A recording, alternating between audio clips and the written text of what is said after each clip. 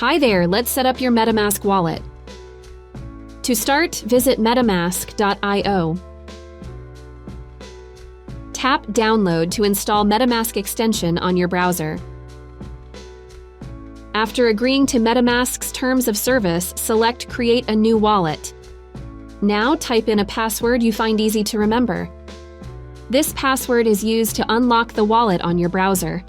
After ticking the box below, tap Create a new wallet.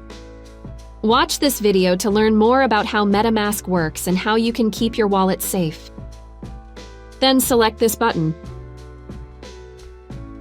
Now tap here to reveal your seed phrase. Lastly, enter your seed phrase in the given order and click on Confirm.